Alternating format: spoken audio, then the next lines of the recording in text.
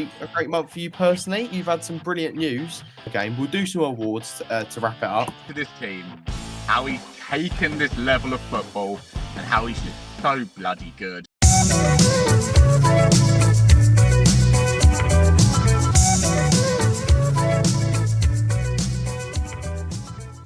Hello everyone and welcome to episode 21 of the Blues News podcast. Today I'm here with Pip, otherwise known as Diversity. We're doing our monthly review for the month of March. We said last month we'd be back and we are, so we're sticking to our word this month. So firstly, Pip, how are you? Mate, I am terrific. Well, I promise this time I wasn't going to talk about the weather because I always talk about the weather in these intros. But look at it. I'm in my car. I'm doing an interview in my motor in the sun in March. Like, it's bonkers. But no, anyway, I'm great. I'm honestly great. The weather is amazing. I'm amazing. And you look amazing, to say the least. But here we are, people, back again. Another monthly review. We promised we're not going to go on as long. We have promised you that. If you stuck to the end of the last one, well done to you. Fair credit. But I will round of applause for that, because how you did listening to me for nearly an hour, I can't even listen to me for 10 minutes. But like we said, March, a very interesting month. Some ups, some downs, a few iffy moments here and there. But let's get into it, Finn. Let's get this covered and let's dig up all the dirt we've got. Yep, absolutely. There won't be any part twos or anything like that this time. We're going to get it done.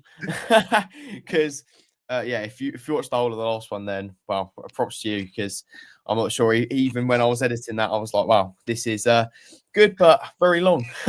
So we'll get straight into it then. So 12 points from 7 games for March, out of a possible 21.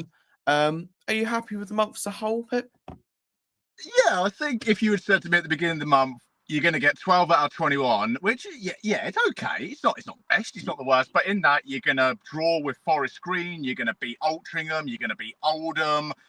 I would have taken that. Honestly, there's some big names we've had this month. It's not been the smoothest of months. And I think it's worth to say early on in this podcast that this league is unpredictable. We all know that. There's no game which is ever straightforward. You could go into a game being best in the format, the best players, but you'll still lose 1-0. That is what's worth to remember in this league. And it has been a tough month. 3 wins, 3 draws, that loss versus Boston. Oh, I can't wait to get onto that one. But no, 12 out of 21, I say is good. Is it playoff material good? Maybe just short. Maybe just short in my honest opinion. Doesn't mean we can't do it. We won't make it. There's still a whole 5 games to go. But 12 out of 21, you would take that. And for me, I'd take it. But like we said, playoffs is a bit of a stretch. Yeah, I'm not too sure. We'll talk about it a little bit later about the playoffs and what we think of our chances. But I'd say as a whole, I think it was probably quite a successful month. Obviously, you have a few blips that we'll get into in a bit about like Boston, games like that. Probably games we should have really won in games like Yeovil, maybe Woking. But all things considered, I think pretty decent month on a whole. A few things that I want to talk about before we go into our game by game, and we'll hand out some awards later as well. So one thing that I want to talk about is 𝗥𝗘𝗩𝗜, because I think for quite a while he's been under a fair bit of criticism, and maybe rightly so, in that he hasn't really been putting away a lot of chances, and obviously the goals have been lacking, but even he's admitted that. But I think probably for him this was quite a standout month. He picked up a goal or 2. He started to really show what he can do, and I think his work rate is starting to make, because I think a lot of people are saying, in the summer maybe look to move him on, but I think he's making a real case for himself as being one of our most important players in that attack. So what do you think of Bond now? No, definitely. I think Maka, like you said, has had his fair bit of scrutiny this season. When he came in, you could tell maybe he didn't have that pre-season in him, and maybe he just didn't look sharp. And for a good few months, I kind of leaned towards that scrutiny of saying, do you know what? Why did we bring Maka in? What does he offer that at the time Walker or Kendall wasn't there, but Walker or Danny Waldron or Jack Wood offer at the time? But no, this last month definitely has been Bond's standout month. I noticed he's been playing more as a 2 with Hopper, and originally I thought he's better in like that number 10 position, right in the centre with 2 wingers either side, pinging it into him. But he stood out this month, drifting off to the left or drifting off to the right. he's really done that well. And like you said, he's got a goal or two. Strikers, I believe, are fairly judged on their goal-to-game ratio. And, well, no, it's not just Bond who's had a bad goal-to-game ratio. All of our strikers have. I think it's about 12 goals maybe this season our strikers have got between them, whilst Gus has got 17, which just for a major stat is crazy. But as for Bond, I think that part about you said moving him on, I don't think we should, if I'm honest. I think what he brings with that wealth of experience, yes, okay, the goals haven't been there, but that work rate he carries, you could see the way he works with Gus on that right-hand side. Come on, that is brilliant. He's no Harry Cardwell at all. He's no Ben Peppel. Cardwell and Peppel, they did the work themselves. They made the goals out of nothing. That's just their traits they carried with them. For Bond, it's more of a team thing, I feel. That drifting off or that waiting for the ball to come to him. Yes, he's missed some sitters. We won't go over those because there are a few which will make you turn in your grave. But I honestly believe, give him a preseason and he may, I'm not going to say he may just come good. He may just become that star striker we've missed. And we might actually live to regret getting rid of him. Because if let's say we get rid of him, I could see him going to a playoff side that doesn't go up this season and really taking off. I really could. I feel Bond offers that experience, like I said, that bit of getting the crowd up. Oh, you saw, I think it was last month we spoke about a game at Roots Hall. He got up to the crowd. He made a challenge. He got into the face of the crowd, said, come on, back the boys. Only Gus this season, I can honestly say, has got me going like that as a crowd member. Yeah. So honestly, for Bond, brilliant month for him. Goals, not as great. Come the summer, I'd be looking to get that extension out to him and say, we'd like you to stay for that next season as we try and hopefully push out this league, if we're not already this season. Fingers crossed for that as well. Yeah, absolutely. And I think you're right. He just offers something that perhaps other strikers don't. Maybe not in goals. Well, his goals. But even this month, he's picked up 2. I can definitely think of 2. There might even be a third goal this month. So I just want to talk about him because I think it's been probably a standout month for him, actually. And you look at some of his goals as well, like the one against Boris Green, for example. We'll talk about goals a month soon, but that's definitely a contender, and it was a really good finish, and even against 𝗥𝗘𝗩𝗜 as well, pretty good finish. So another thing that I wanted to talk about is obviously 𝗘𝟮🟫 has been under a fair bit of criticism, but over the course of the season, some fair, some maybe not. But one thing that I wanted to talk about is that we've had a lot of injuries to our back line and our defence. So he's been forced to do something that we haven't really seen him do much during his time at Southend, which is switch to that back 4, playing Gubbins on the left. So what do you think of that 4 at the back? And also, while we're here, what do you think of Joe Gubbins as a player? Because I, for one, I actually rate him. I think he's a good player, and I think even when he's playing out of position, you can see some quality there. But what do you think of that back 4 and Gubbins playing on the left? Yeah, so that back 4, obviously, like I said, it came in due to injuries and mainly Nathan Ralph at the time, who would sit on the left side of that back 3. And with no Nathan Ralph, I wasn't there for the 𝗥𝗘𝗩𝗜 game, but I think that's the first time Kev went to that 4 at the back with Gubbins on the left. And like I said, I wasn't there, but I heard Gubbins was outstanding.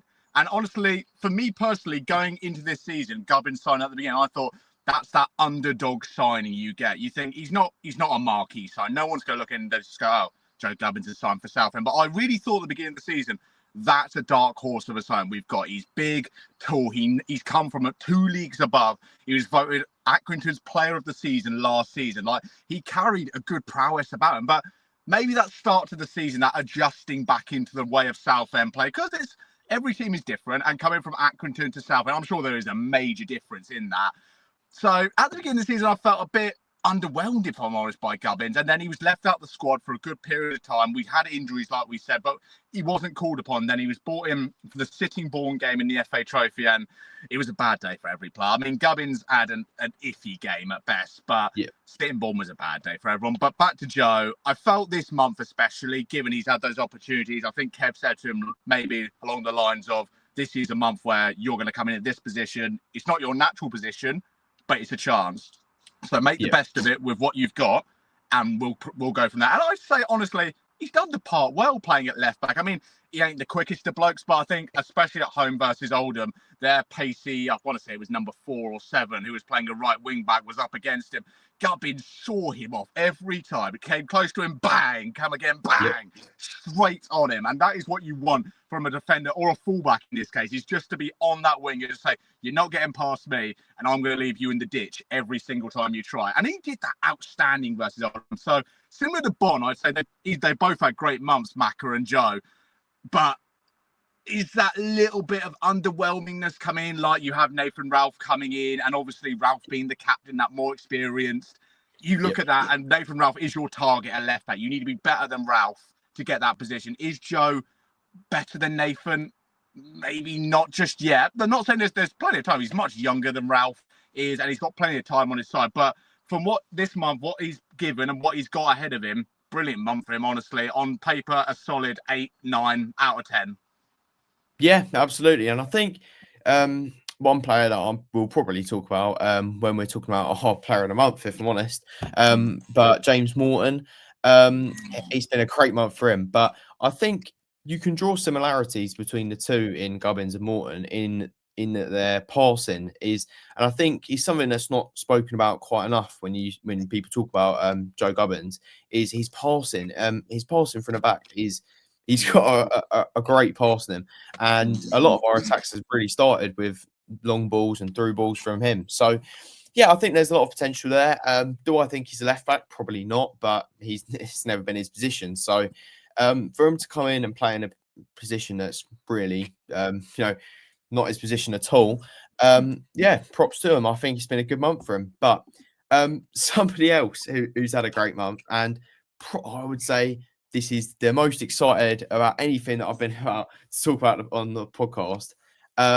Keenan, we spoke about him last month. We said that he hadn't started since October in the league, and I think you even said it was criminal that he hadn't started. And now I believe he started pretty much every game of the month, and it would be hard to top him for a player of the month. He's been absolutely fantastic. I spoke about it on the podcast. A lot of people say about his height and, is he strong enough for defence? I think he's absolutely blown that out of the water now. Everybody knows that he's strong enough. And his height is his superpower, really. So do you think Kev Mayer watched the podcast and thought, actually, let me start him? But, I'm not saying we deserve a thank you, but, we did speak about him, and now he's playing. But, yeah, what have you made of him this month? Well, Kev Mayer, if he has watched this podcast, he's a bloody legend for starters, is Kev Mayer. But no, Keenan on the whole, I honestly thought you were going to say a different player at that point, honestly. And that's not to say Keenan's had a bad month at all. Yeah. I thought there was some, but we'll get to that with player of the month. But as for Keenan, like you said, he's been, like we said about the others, he's been picked on a bit for his height. Because, he's not the biggest of players, is he? But what he offers just around that is amazing. We had Woking earlier this month at home, and he was up against, I think he was Effiong at the time. And oh my God, if it was Effiong, I might be wrong with that. He sat him down at every attempt. He's so agile and so niggly and annoying. I compare him to like a little Yorkshire Terrier. He will win that ball and bite and fight every time. And this month has really set it up for him. And yeah, I did believe we said it was criminal. He's not started. And hey, presto, he starts and we only lose 1 in the month. Like, Keenan is absolutely magical. Got a goal or 2 here and there, but you can just see he's building into it now. But he had that time out of the squad and he was only in the cup games. He did well in the cup, got his chance, similar with Joe, and he's taken it. He's taken it so well. And like we said, it's been an outstanding month for him. Him working alongside Morton, alongside Leon, Coker here and there, Miley coming back. He just works with every player in that midfield so well. You let him have that free reign in the middle and he will roulette. But I think he rouletted someone versus Oldham, almost set up someone for a goal, which I've got playing back multiple times in my mind right now. It's just like a little dink, goodbye. But Keenan on the whole, similar with Gubbins, amazing month. And it's hard to actually not say that someone's had a bad month at all. I can't list one player who's had a bad month, but Keenan, I'd say, is definitely number 1, or if not number 2. In my mind, there's one more who's just creeping behind him, maybe just ahead, but we'll leave it to the people. But on the whole, Keenan, absolute magic.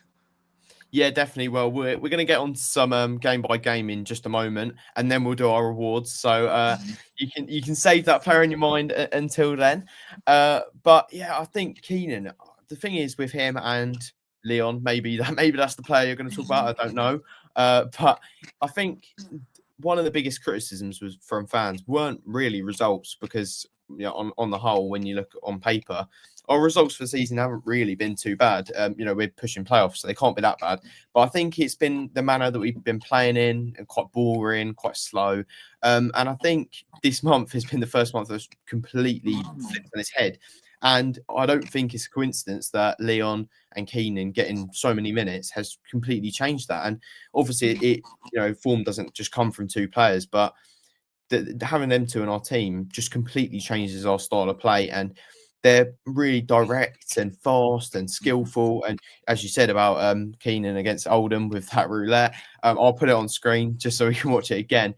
But absolutely superb. So one player that I want to talk about finally before we do a bit of game by game.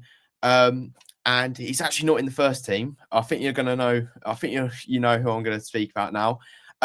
I think he's on about over 40 goals for the season. I think it said the other day, which is pretty unbelievable. But youngster Jack Stone, obviously I think you put a tweet out about him the other day. Bit of a mixed response. Some people saying we'd love to see him in the team. Some people saying is he ready enough for men's football? But what do you think about Jack Stone? Do you think he should have a go in the first team, or do you think maybe we should loan him out to another team? I know I think he's got dual registration with 𝗏𝗏𝗡𝗏, I think it is.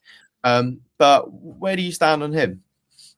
So you're right. Yeah, I did put out a tweet about Jack Stone, and he's up to just over 40 goals now, I believe, which is incredible. Let's just start with that. 40 goals in a season, whether you're men's football, under 19s, 18, whatever level you're at, is incredible. So fair props to Jack, firstly. But yes, I did back the case to say, why don't we give him a little sniff here and there? Just because, like we said, I'll touch on it briefly. Our strikers haven't scored too many, but we're more a side that goals come from everywhere across the pitch. Let's bear that in mind. But for someone of that age, a young man who has scored 40 goals in a season, who is in our youth side, to just be there, scoring goals for fun, confidence sky high, why don't we just have him involved now? That's not to say Kev, Darren and Mark don't see that and go, do you know what, Jack, for the last half hour today, you're coming over to the men's training just to see what you can offer. There's nothing to say that's not happening behind the scenes. But I think it's fair to say, as a reward maybe even for Jack, to say, well done on this season for your outstanding hard work and goals. Just come over here and maybe on Saturday we'll put you on the bench and we'll see how that goes. But I was corrected in that he is with Malden on a dual registration. That was my bad in that tweet. I didn't actually realise that at the time. But I'm sure at Malden he's getting the good game time. He's with experienced players. I know Elliot just the ex-Daggers captain went there. So that's always someone good to have in your ear, is an ex-captain, whether it be Daggers or not, just that experienced voice. But definitely, if not the end of this season, next season, I would love to see him in and around that first team role. Maybe if it's out on loan to a National South or National North team, just to keep building the levels up slowly to him. But for 40 goals a season, God, when's the last time we could say that about a striker in this club? To say 40 goals with Southend United, that's mental. That's honestly mental. And Jack Stone, just love him. He even likes some of the stuff I do. I'm sure he loves us talking about him now, but come on, just one game. Even if it's that last game, give him a go. Just give him one go. Yep, definitely. I think it's going to be a big pre-season for him, whatever happens. I'm sure he'll be involved in pre-season with Southend. But yeah, it's an interesting one because a lot of people talk about the gap between men's football and that kind of youth football. But if I'm completely honest, I don't. I'll hold my hands up. I don't watch loads of the youth team of Southend and these kind of levels, but I'm not sure how big the jump would actually be. And fair enough, it would be a jump. I'm not saying it wouldn't be a jump, but when you're scoring 40 goals, and it's similar to when I was talking about Daniel 𝗏𝗏𝗪 from Brentwood. Of course, it's a jump between the leagues, but at the end of the day, when somebody is putting away those kind of numbers, it suggests that they are leagues above their level. And I think 𝗏𝗏𝗪 is probably on 35, 40 goals now. I have no idea. But last time I checked, it was about 30. So I'm sure he's more than that now. But you know, you just look at these kind of players, and if they're putting in these numbers, you know, I think it's only a matter of time before he gets that go with the first team. But if we move on to talking a bit about game by game, then we'll get on to some awards to wrap it up. So we'll start with the first game of the month, Yeovil away, a 2-2 draw. A bit of a weird game considering we scored in the first and the last minute. Scored in the first, went 2-1 down, and then scored in the last minute through James Golding. Obviously, Kendall getting that goal in the first minute. So I couldn't make this game. I think it was one of 2 of the month that I couldn't go to. So 2 out of the lot I can go to, but this was one. So what did you make of it? I'll let you take it away. Woo! Okay. So this was about 20 odd days ago, so I'm gonna try my best here. So yeah, Kendall scored first minute.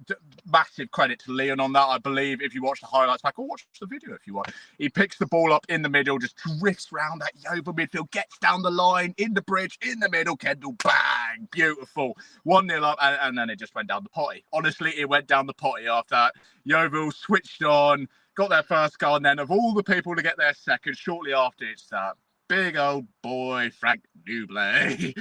Yep. Oh, I love him so much. He always seems to score against us. And you know when the next player scores, you're going to get a bit of ag. And I was like, okay. But the way he celebrates, he just comes up to the away section, holds his hands out like he's Jude Bellingham and all. Just like, Frank, you're 30, whatever. Get over yourself, Frank. But to end that was just so good to see James Golding. I think for the rest of that second half, we had the ball, we had that possession factor. Like you said, it wasn't very entertaining. It was more possessive based. We got that ball in and around the Yeovil box, just didn't fall. And then who falls? And the last minute, James Golding, edge of the box, boom, in that bottom corner.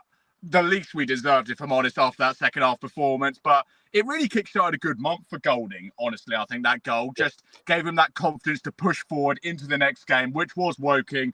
And I believe he scored again. Yep, we're definitely going to get onto that in a minute. But yeah, he did score again, and yeah, I just think James Golding. I think I put out a tweet the other day saying it, or might have been a month ago now. But I just think of all our players, and I think some people are saying how getting back next season, and as much as I think he loves the club, you could see that when he was in the crowd, even yesterday at Sutton.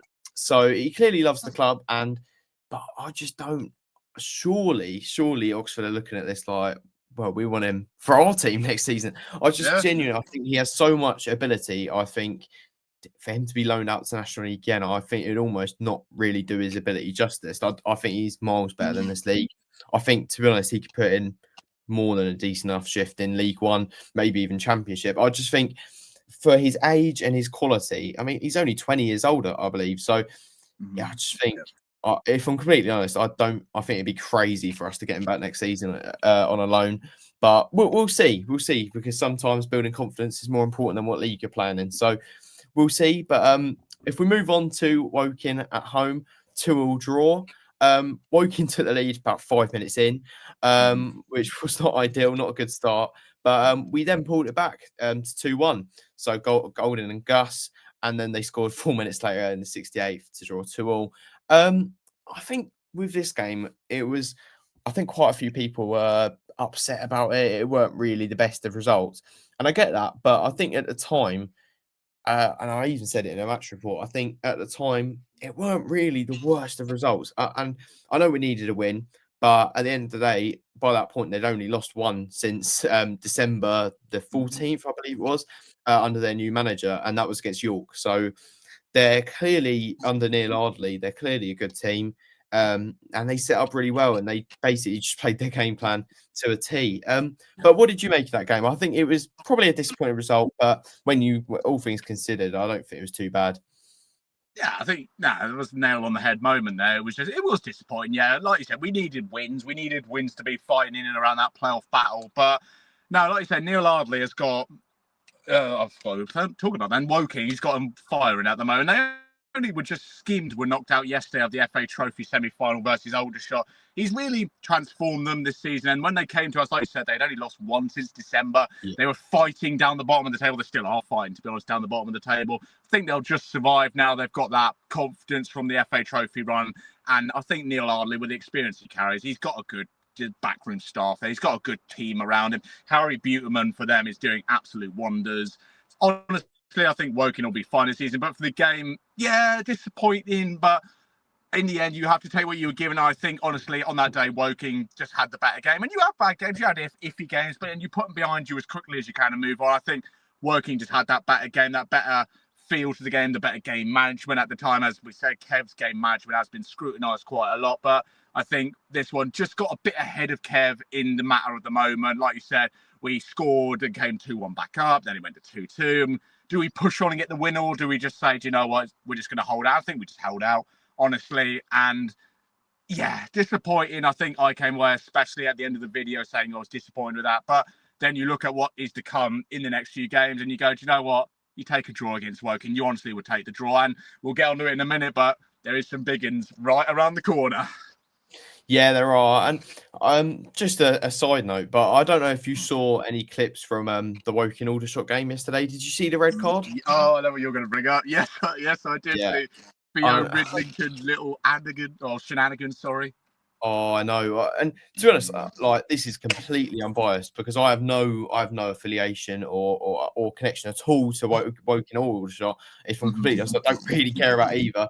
But you know, I just think it's just crazy that was given a red card, and I think it was pretty much only given as a red card. I'll put a video of it on screen. I know this is nothing to do with Southend, but it's non-league, so we'll talk about it briefly. But I just think the only reason the referee gave that was because of the reaction from Aldershot players and how they went crazy. And I think Theo Witherington going down like he's been shot when with the tiniest, even if it touched him, the tiniest elbow in literally the chest of all. It's just ridiculous. And I think he is just a real, a cheat, if I'm completely honest. I think we saw it before. He got sent off like last month for literally punching someone in the face off the ball.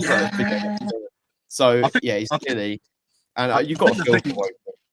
Yeah, no, you do. And I think the thing that does it worse is you'll see it when you put the video up. After the red card's issued, you see him turn his face towards the Aldershot fans. Where that camera is, he gives a cheeky little grin. It's like, you utter something house. You utter bad guy. Yeah.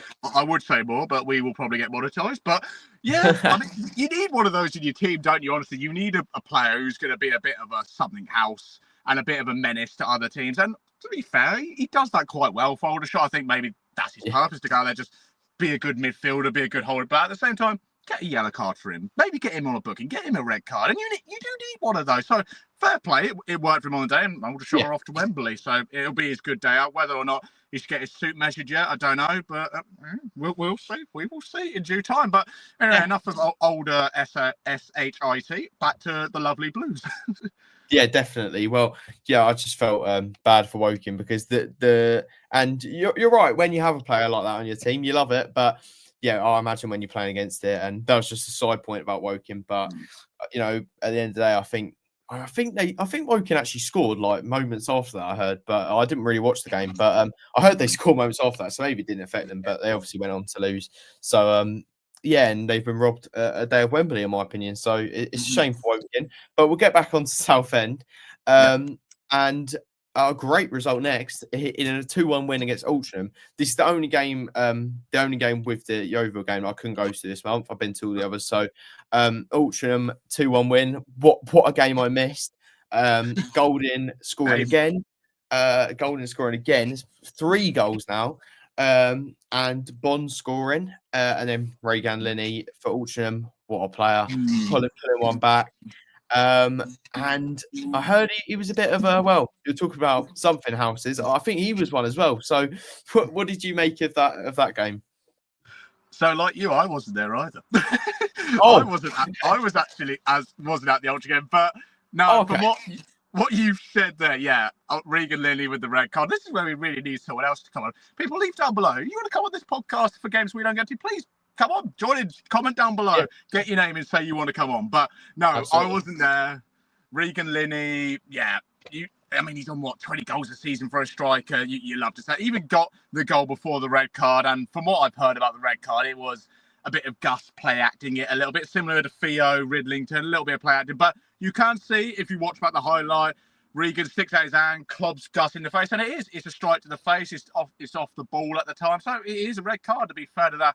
As for the game and on the whole, that was, like we said, the first time Gubbins was at left back. We went to the 4 at the back, and it worked. Obviously, we got a big win versus a playoff rival, and it carried us even closer to that playoff race. And it really, from then, you looked at the Woking game and went, okay, yeah, we drew against Woking, like I said, but we've just beaten Altrincham. Why couldn't we just do Woking like we just did Altrincham? But you take that point, you take the 3 points as Altrincham, and you moved into the rest of the month. But on the whole, from what I can only comment on from what I've heard from others, it was a really good game. Honestly, Gubbins, man of the match, Keenan as well. It was the first time we saw that Keenan and Leon partnership in midfield, and it worked. It worked so well, didn't it? Yep.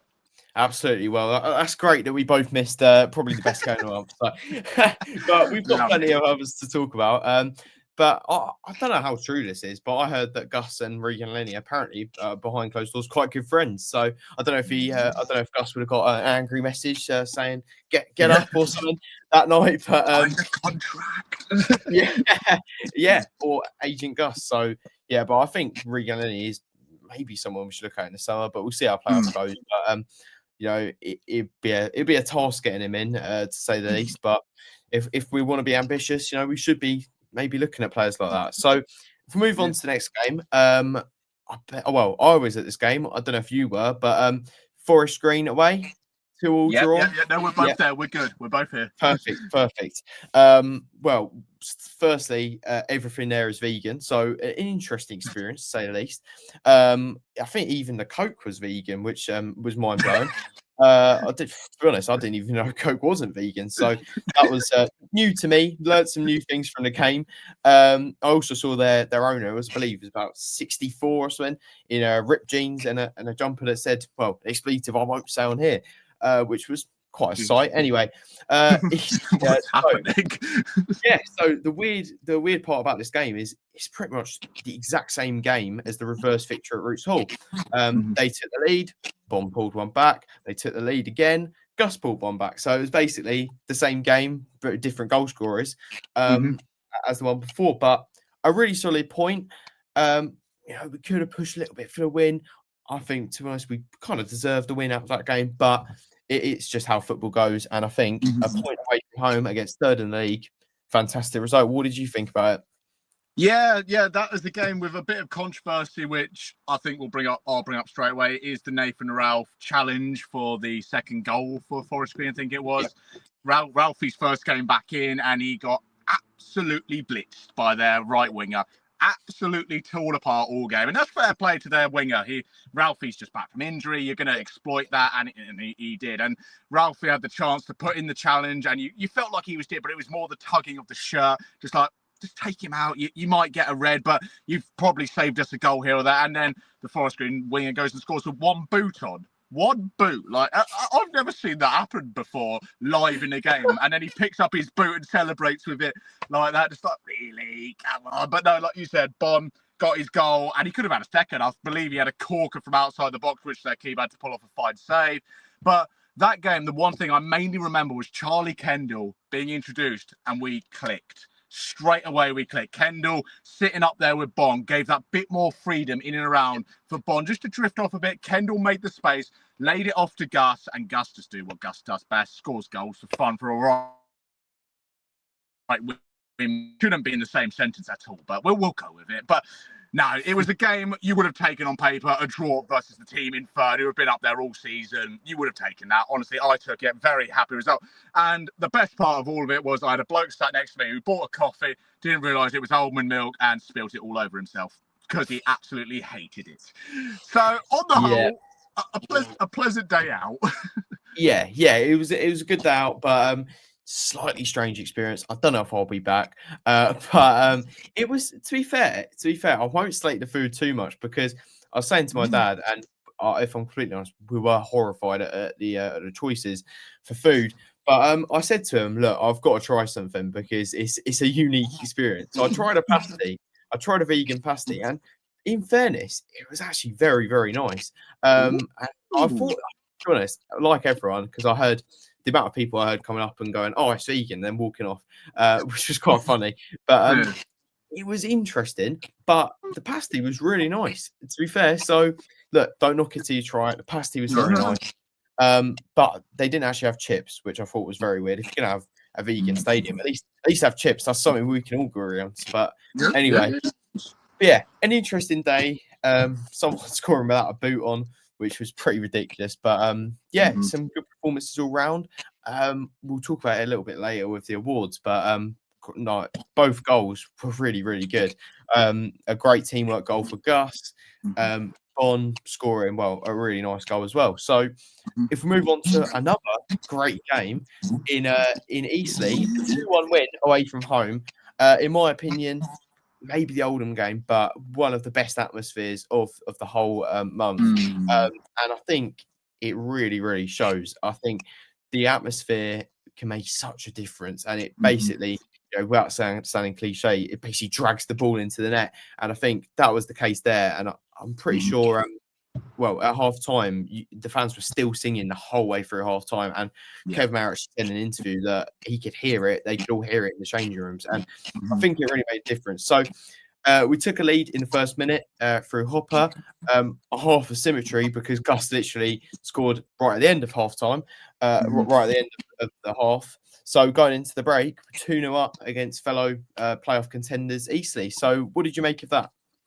Yeah, you just wish the goals were the other way around in that game, don't you? Like you said, that atmosphere was amazing, and we scored after a couple of seconds of Hopper's header, and it just took off. And that first half performance, like you said, when you're backed by fans that are so loud and so passionate, you're already 1-0 up in a game. If you have that backing straight from that, you've already got the advantage. And lo and behold, seconds in, we get that goal. We are all bouncing. Everyone who was there will back that statement. They said it was probably one of the best away days I'd say this season in terms of atmosphere and just general feel. That goal went in, and you had that chant going round of "We are going up," and all of that was absolutely nuts. I tell you, to be able to record that alone was just so made you almost have a tear in your eye. Go like, we're actually going to do this. You actually had that belief in the game, like we're going to do this. We're going to top everyone in those playoffs, and we are going straight up. But first half, like you said, Gus gets it at the end, brilliant. And then in the second half, we turned off. I honestly felt we turned off. The fans were loud, they were proud, they were passionate all the way through. But we sat back a lot, and then we conceded. Eastleigh got one back, and you just were on the edge of your seat for the rest of the game, like, please, if there's someone up there, just let us hold it. And we did. To be fair, we did. We held in there. Would I have liked to have seen more chances? 100% yes. Would I have liked to see more goals? Yes. But again, Eastleigh, similar to Altrincham, we're fighting in and around the playoffs. We kind of pushed them back now after that game. But on the whole, a great game in terms of atmosphere. The people were just superb. The result, you would take a 2-1 away win, but not the most convincing. We'll leave on that. Not really a convincing result, but you take what you're given. Yep, absolutely. Well, we'll move on to the worst game of the month, and I believe our only loss of the month. And really just a blip. But I think going into it, I think a lot of people were quite nervous. And because not really necessarily because of Boston's quality, but the football that Coughlin's got them playing there at Boston is great. Since it's come in, I mean, they're in my opinion, they're going to pull it off. The Great Escape. And yeah, it's always those teams that are low in the table, fighting for their lives, that are really tricky to play against. And I've travelled to Boston twice now on school nights, and one was called off for fog, one was a 3-0 loss. Will I be going back? Probably not. Do I hope they go down simply so we don't have to play them? Yes. But so yeah, the first half it's a weird one because the first half was all right. We weren't taking nearly enough chances, but that's been the same whole season. And if you put one, maybe two of those away, completely different game. We might have come away with it with a nice 3-4-0 win, but that's football. We didn't take our chances. Comes to the second half, they did. They were breaking us on the attack with such pace. When we were, and to be honest, it was just so similar to those Maidenhead and Sittingbourne games in Barnet, where we're walking around, literally walking football, passing sideways, passing back to the keeper. And and offering no attacking threat at all. And it was really weird because I think against Eastleigh, for the most part, we were attacking pretty well. Probably dipped off maybe in that second half, letting back in. But we'll talk about it in a second. Oldham, we were attacking, fast pace. But Boston, completely walking football. Yeah, so not the best. What did you make of the Boston game? No, like you said, we've both been there twice. One for an 8-minute game, one for a 90-minute absolute shite show. Now, like you said, if we score one of those chances in the first half, it's a different game. Like you said, we can go on and build from that and go into half-time. The half-time team talks completely different. It's not 0-0, right, let's just keep doing what we're doing. It's right, we're 2-0 up. Just see the game out. Just keep going. Maybe try and get another in that process. But no, half-time. And like you said, Coghlan has completely transformed Boston. Honestly, I think he's going to be up there with manager of the season so far. He's not been there for the full season, but I honestly feel if he can pull this off, it's a miracle in disguise.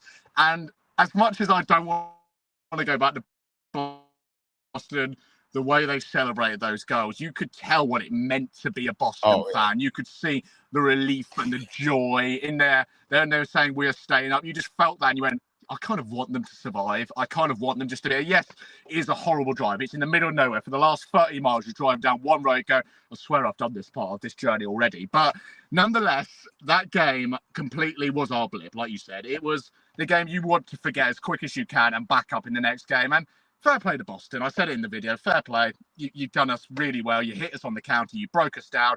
I think in that video, I counted more passes that we put out than any other game in the month. And that is saying something. For a team that plays possessive football, to do that is quite outstanding. And credit to the home team. It is honestly a big credit to them. But that is the game. Like we said, we don't want to talk about. So I am moving on quickly from that. And just to say, never again will I go to Boston on a Tuesday night. A Saturday, sure. Tuesday night, we'll see. We will definitely see. Yep, absolutely. But you're right. And I think, to be honest, they were some of the best home fans I've seen all season in terms of their passion, and considering that they were still in the relegation zone at that point. It's amazing to see how passionate they were, and props to them. They played their game plan, they broke us, and the real difference between the two sides, I don't think it was quality. It was just a case of, I don't want to say passion, but work rate. And how fast they were breaking us. At the end of the day, it was speed. They were breaking us so fast. And when we were breaking them, well, we weren't breaking. We were just walking, passing around. And it was very we were acting like we were 4-0 up. So, yeah, not a great game at all. But, it can't be all positive. We've spoken about so many positive games. And we're going to speak about another positive game in an Oldham 1-0 win. Quite a, well, I wouldn't say shock, but quite a, they're obviously above us. They're one of the higher up playoff teams. I can't really see them dropping out of the playoffs, if I'm honest. To go and get a 1-0 win, fantastic, scoring in the 10th minute, managing to hold on to that. Would I have liked us to get one or two more so I wasn't so nervous throughout the rest of the game? Yeah, but at the end of the day, who can argue with a clean sheet and a win against a playoff contenders? So what did you make of that game? Yeah, you felt like this was the do or die game. And we said that plenty of times this season, but this was the game where you have to win. There's no draw, there's no loss. If you do those, it's over. The dream's over. You have to win. And the club did expertly well with the Sea of Blue campaign, filling up the North Bank, getting that atmosphere going. Like I said a minute ago, if you've got that atmosphere, you're already 1-0 up in my books. And we had that. And we started that game like we wanted to win. We wanted business. We want this playoff hunt. And we won. And we did win. Like you said, we got that goal and you just felt the weight lift up. You felt all the shackles come off and go like, right, that we are winning. Let's keep it going. And like you said, there was a lot of on the edge moments where you just had your hands and your legs crossed, just like, please, hold on, come on. This is massive. And like I said earlier with Joe Gubbins, had an amazing game against their right wing back. And on the whole, I felt the defence that day was really good. Good life, sorry. He's had his critics, as has everyone, but I felt him as a defender, he's had the biggest of critics. That was honestly one of his best games, I could say, in a blue shirt. He led that line well. He kept everyone in their rightful positions. And James Norwood in this league for Oldham is a quality signing and a marksman you'd want. He went off after 20 minutes. He was in Ben Goodlife's pocket the entire time. I hope Mickey Mellon released him after that. Or sorry, Ben Goodlife released him from his pocket after that. And Mickey Mellon absolutely tore him apart. But no, that was the game. Like I said, you felt was do or die. You had to win. You had to go out and perform, and you did. And you did it expertly. And just after that game, walking back up towards Victoria Avenue, you could see the cheerfulness. You could see in the sea of blue, we'll say, just the absolute outstanding joy and passion we spoke about with Boston. That performance was one we need to go and take into Sutton, into this, into that for the rest of these games. And we won't go on to Sutton because that was only yesterday, but just coming out of that game, it was amazing. Honestly, best feeling I've had for the whole month, I'd say. Yeah, absolutely. And you're right, the North Bank was absolutely rocking. I think because they tried out the North Bank earlier in the season, and I don't really think it worked too well. It was a bit all over the place in the sense that, you know, some fans were in Block W, some fans were there, and it was all a bit. The atmosphere weren't really great. But you know, I really wanted it to be a success, the North Bank, because getting fans back in there is brilliant. And for that game, I wasn't in the North Bank; I was still in my seat in Block W, Block B. But yeah, it absolutely worked, and the atmosphere was just brilliant. I think when I hope that if they can make the North Bank safe standing, that would be fantastic. And even in that corner, if you could reopen that, I think if you can make that corner a real intimidating corner, players aren't going to want to take corners who aren't Southend players in that corner. Absolutely not. So that pretty much rounds up the month, game by game. We'll do some awards to wrap it up. So if we start with our awards, Player of the Month, I think there's quite a few names you could chuck in there. I've got one in my head. I've got one in my head. Call me biased or not, but you can go first. No, you can't do that. That's nasty. Okay. I've had one, and like you said earlier, I think I know who you're going to say, but my player, I honestly feel for how he's come into this team, how he's taken this level of football, and how he's just so bloody good. Leon is my player of the month. He's chipped in with assists. He's not had his goal yet. I'm sure that's coming. And this is no disrespect to any other player, but I just felt he's been that little bit further up this month, just a little bit. Keenan, like I'm sure you're going to come on, or at least I believe you're going to say Keenan, has had a terrific month. Mac has had a great month. Gabbian's good life came out towards the end of it. Hayes, although maybe not as great a month for goals keeping out, he's had a solid month, but no, for me, it's Leon, honestly. I feel he's really settling. He's finding his feet. And you give him a pre-season with Kev and the rest of the squad, I can't wait to see what happens with him next season. Yeah, absolutely. And yeah, I'm going to say who you're thinking. My player of the month is Keenan. But I can see a case for many. I think, yeah, you're right in that Leon has been fantastic, the way he's adapted to the league. And really, for me, it probably would be a toss-up between the two. But just... well, for the fact that, Keenan's got a goal. I also think that, it is pretty much a toss-up between the two. But I think the fact that we were campaigning for him so much in the last podcast, in literally every match report since October, I've been annoying everyone by saying, why is he not starting? Why is he not starting? And for the fact that he is the only current player that I've had on my podcast, he is also... I've been campaigning for so long, and he has finally proved me right. So he has got to be my player of the month. I also met him the other day, which was very nice at sponsors evening. So I met him there. I also won this, which was quite nice. Little signed football. So we'll take that. Yeah, nice. He was a lovely guy as well. So yeah, definitely my player of the month. So if we go on to the goal of the month, we've got quite a lot of contenders, if I'm honest. I think it was potentially last month, it was basically one or two to choose from, I'm pretty sure. But I think you can make a case for about 4 this month. I think Golden versus Yeovil, fantastic goal. I think Gus versus Woking, absolutely rocket into the top corner. Bond versus Forest Green, another nice finish. I think Gus against Forest Green as well. That was quite a nice team goal, bit of tiki taka, knocking it about, and a nice finish. So, but who do you think is your goal of the month, or do you want me to go first? Goal of the month, then. I'm going to pick this purely for the fact that we have not scored many goals from this position. And I honestly, seeing it back on the highlights, I loved the way it looked. And it is going to be James Golding, but it's going to be versus Altrincham from the corner. Because I have never seen us. I've not seen us score many goals from corners. And there's been a few here and there. And like the one at EC, but the one where Golding just peels off his runner, gets to the back stick and just leaps into that ball and gets his head on it straight in the net, was just like, you felt that is a proper centre-back goal. Proper big bang in the net. And I just loved that goal. And it's the one that stood out for me in a crucial game as well versus Altrincham. Fighting for that playoffs like we've touched on. You needed a big player to step up, and Golding just went, I'm having this, and bang. So for me, James Golding versus Altrincham, piece of cake. Loved it. Yeah, fair enough. To be fair, that wasn't the one that I had my contenders, but yeah, I forgot about that one. That's a great goal.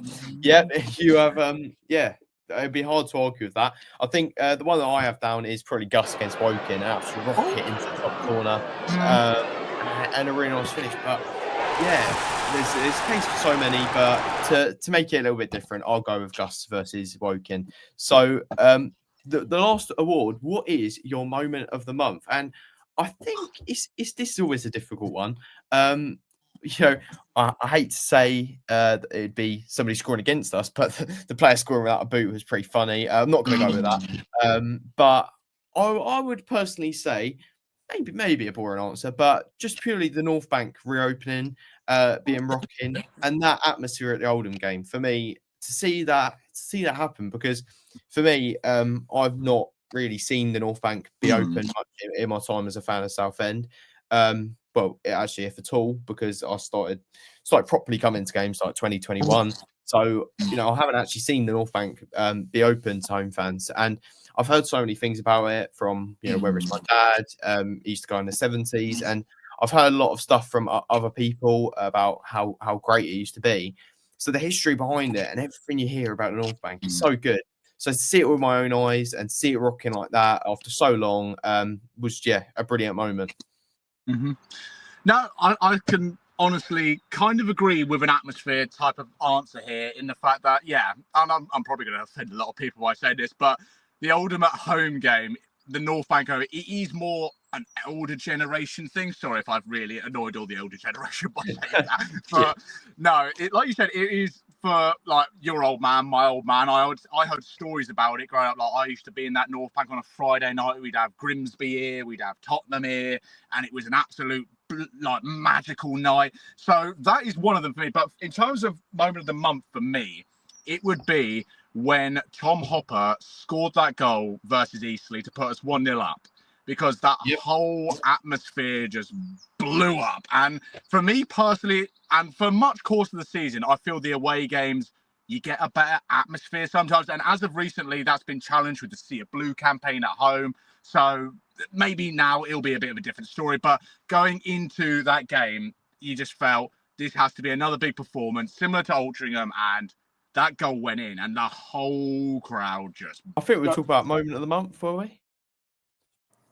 Maybe. Honestly, I'm still getting over that. Yeah, so I believe I got up to the point where I said Eastleigh for the pure atmosphere, fight, determination, and character, and then we blew up. So I'll leave that as my answer. And if that's not more telling of an answer for this series, I don't know what is, honestly. But your phone blowing up when you give an answer. Even my phone loves the answer.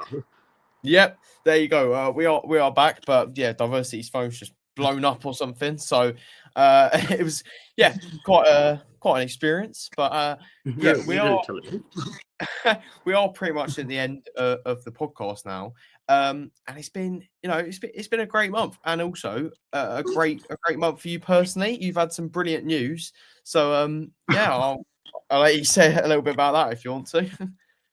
Yeah, no, I can say it. So Yeah, I said I wasn't at the 𝗥𝗘𝗩𝗜 game, and yesterday Finn did an amazing job for me, filling in, being diversity for a day. And people, you loved him. Honestly, you loved him. I'm tempted just to give the channel to Finn at this point. But no, me and my family are more than proud, happy to announce we welcomed another little child into the world early Monday. So 6 days ago? No, yeah, 6 days ago. And he is absolutely gorgeous. We love him. He's such a character. I would say it's because of me, but no, it's his mother. He takes purely after his mother. If he came after me, he'll be holding a camera by the time he's 2. But no, he's honestly amazing. We loved it. And hopefully we'll be back on track soon in the near future. But excuse me for a couple of weeks while I'm away doing my duties, should I say, being that dad figure-y thing. And for once, my children don't look at me on the camera and go, what is he doing? Why does he hold his camera like a nutter at a football game and talk absolute bollocks? But no, they don't say that part. But they will one day. I'm sure they will one day. Yeah, well, amazing news for you. And yeah, I'm happy that I can help out a little bit with the vlog. And yeah, so it's been quite a month of, well, I was going to say ups and downs, but I'd say it's probably been a month of mostly ups. There was only really one proper down, which was the Boston game. So a great month for you personally, and a good month for Southend. I think we're in the playoffs. You know, we're in and around the playoffs. I think we're only about a point off. If we'd beaten Sutton yesterday, we'll talk about it in the end of season review, which we've got coming up. But if we're beating Sutton, if we're beating Boston, we would be firmly in the playoffs. But you know, it's football. What can you do? I'm sure you could apply that logic to any team and say, what if Rochdale won this game? What if Gateshead won this game? And it's the same thing. But yeah, a great month for Southend. Great month for you personally, and I really enjoyed the vlog yesterday. It was something definitely a bit different. I don't know if I could do it every game. All the filming and everything. It was quite an experience. But you know, people coming up to me and stuff was amazing, asking if they could be in the vlog and stuff. And yeah, it was quite a nice experience to do. So thank you for that. And yeah, is there anything to say before I end the podcast? No, I think you've hit the nails on it. All I'll say is we've got 5 massive ones to go. Yes, we had a bit of a downer yesterday. We did. We can all admit that it was heartbreaking, but there's 5 chances left for us to back our boys into this final fight. We're not out. We're not done. We've just been bumped. Let's get back on the horse.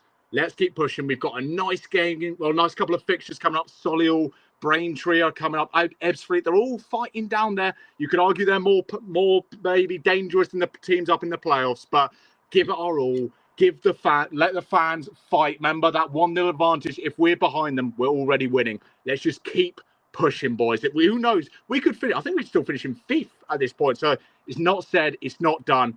Let's just keep pushing. Yep, absolutely. And you know, it'd be great to get playoffs, but to get higher up in the playoffs is an even bigger bonus. So I think we've got 5 massive winnable games. If we want to do it, let's win all 5. So yeah, and it's a massive few games coming up. So you know, there's nothing to say we can't do it. And I hope the next time we're on a podcast like this, I hope we're talking about the playoffs in some capacity, whether we've won them, whether we've been in them. That's the aim. So yeah, basically, if you've enjoyed watching the podcast, we've gone on for a little bit, but not quite as long as last time. So yeah, it should be all good. But blame the phone. Yeah, but yeah, so I've been Finn. This has been D1VERSITY. We'll be back next time, hopefully talking about the playoffs. And yeah, so if you have enjoyed, please make sure to like and subscribe. I will leave D1VERSITY's channel down below as well. And yeah, is there anything you want to say just before I end it? Thank you for tuning in. Thank you for being amazing people. You managed to listen to me for nearly a whole hour again. I've managed to listen to myself have a meltdown over my phone. But nonetheless, we have made it. Thank you for tuning in. Thank you for being amazing as always. Thank you for your amazing support and just general acceptance of us being Southend United content creators isn't always an easy task, but I'm sure I speak for both of us when we say we both love it and we both wouldn't change it. Yeah. And there's a big 5 to go. Let's bring it on. Come on.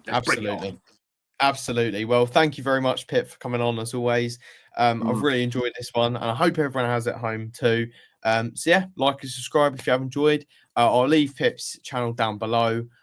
You can watch the Sutton vlog if you want, but the others are probably a bit better. So, yeah, so we'll see you on the next one. Goodbye.